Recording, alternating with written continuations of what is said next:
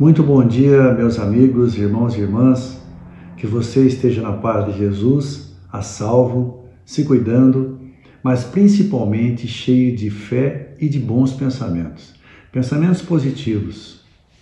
Vamos deixar de lado tantas notícias ruins.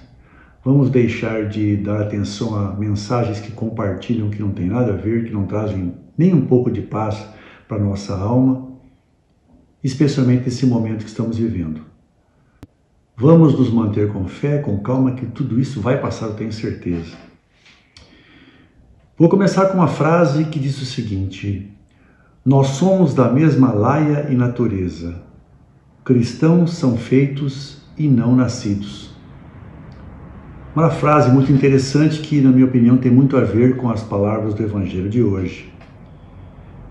Vamos falar sobre, inclusive, quem escreveu essa frase, mais para o fim dessa reflexão. Mas lembre-se dela: cristãos são feitos e não nascidos.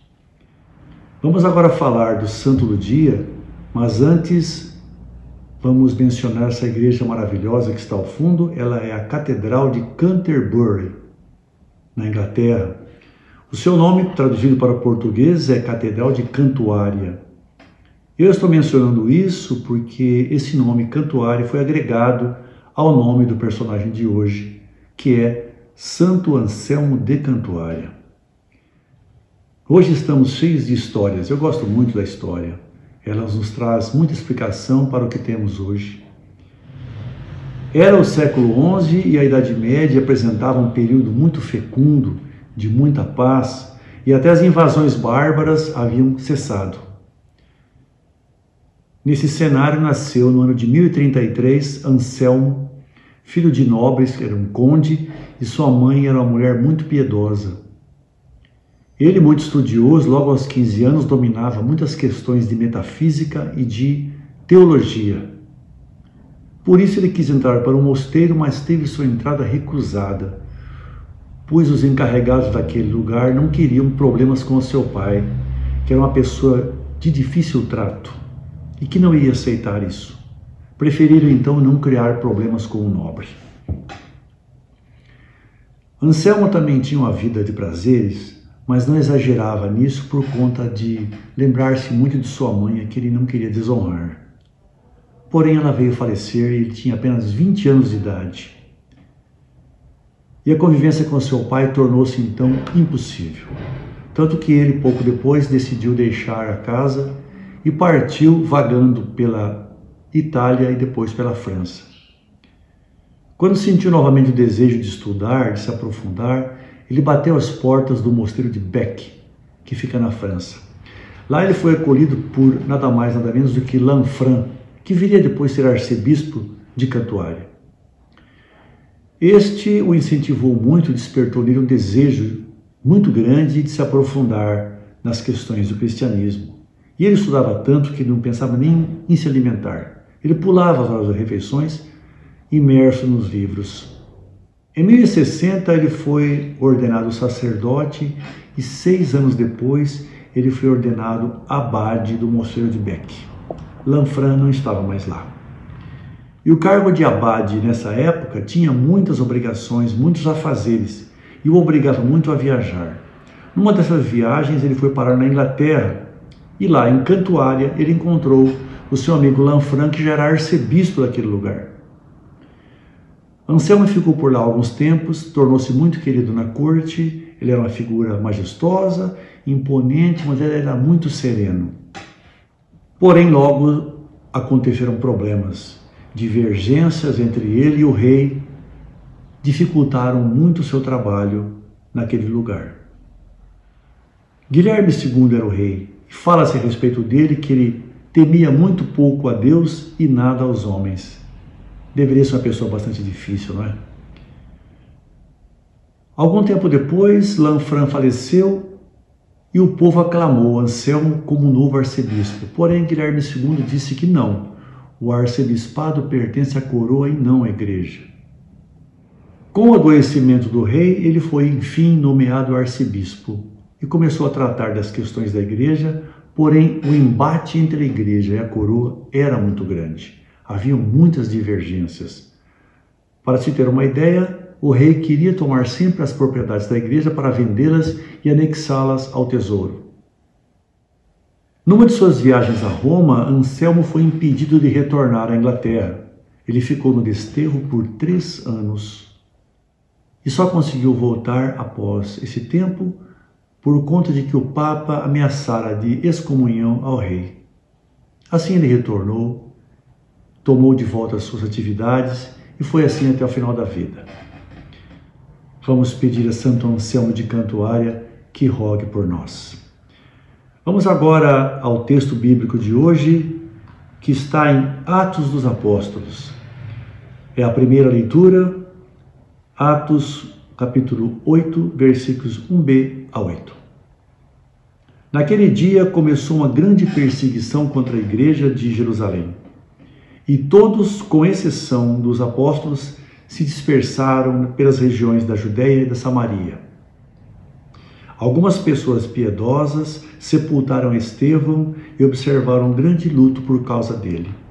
Saulo, porém, devastava a igreja, entrava nas casas e arrastava para fora homens e mulheres para atirá-los na prisão. Entretanto, aqueles que se tinham dispersado iam por toda parte pregando a palavra. Filipe desceu a uma cidade da Samaria e anunciou-lhes o Cristo. As multidões seguiam com atenção as coisas que Filipe dizia, e todos unânimes o escutavam, pois viam os milagres que ele fazia. De muitos possessos saíam os espíritos maus, dando grandes gritos. Numerosos paralíticos e aleijados também foram curados. Era grande alegria naquela cidade. Palavra do Senhor, graças a Deus. Meus amigos, Tertuliano foi um escritor dos primeiros tempos do cristianismo. Ele nasceu no ano de 160 em Cartago, na Tunísia, norte da África, que era também uma possessão de Roma. Ele fazia muita apologia do cristianismo e combatia com firmeza as heresias. É dele a primeira obra em latim do cristianismo. E dentre as várias que ele escreveu, a mais importante chama-se Apologeticum. E nesta consta a seguinte frase: o sangue dos mártires é semente de cristãos. O sangue dos mártires é semente de cristãos. Tertuliano também foi aquele que escreveu aquela primeira frase que eu disse no começo dessa reflexão.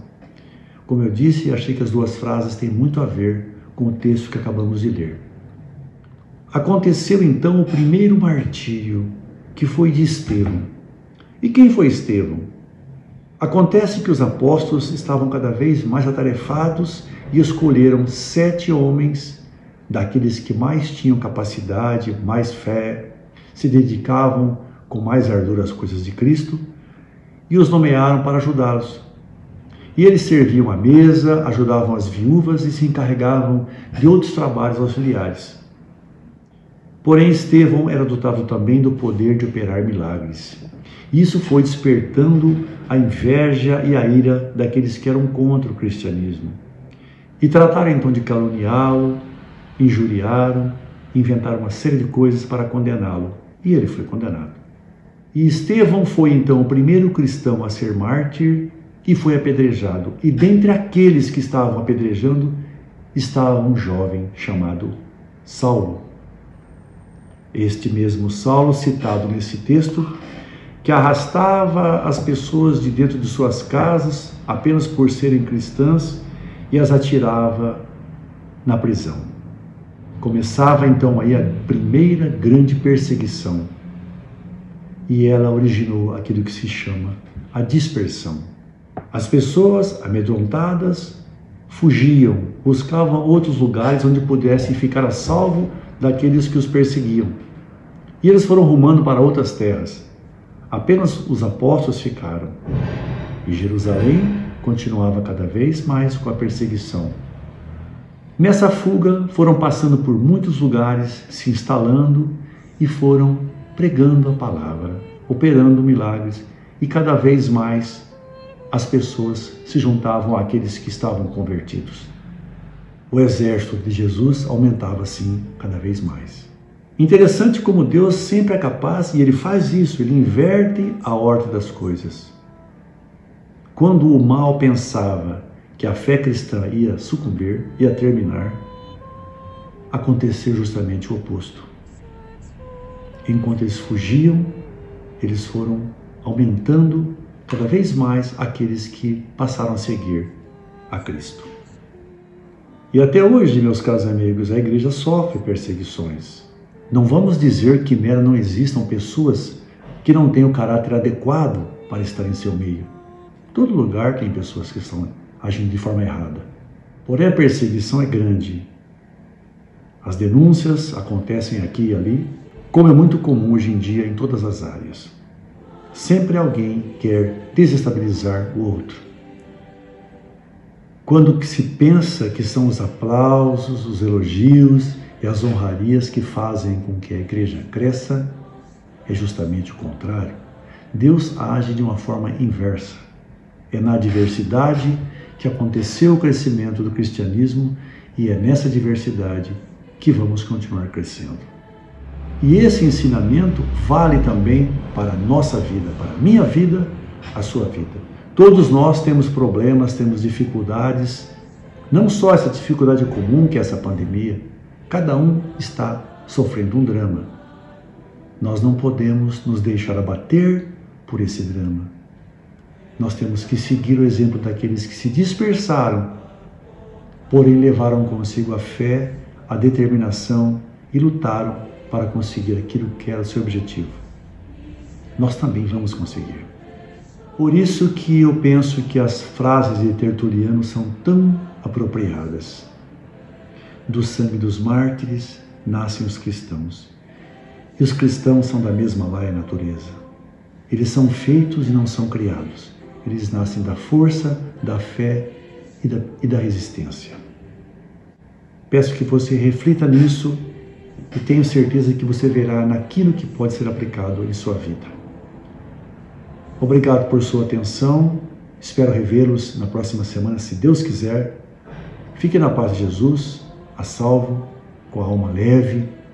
Busque ser feliz. Nós vamos vencer. Louvado seja nosso Senhor Jesus Cristo, para sempre seja louvado. Fique com o meu abraço e Deus te abençoe.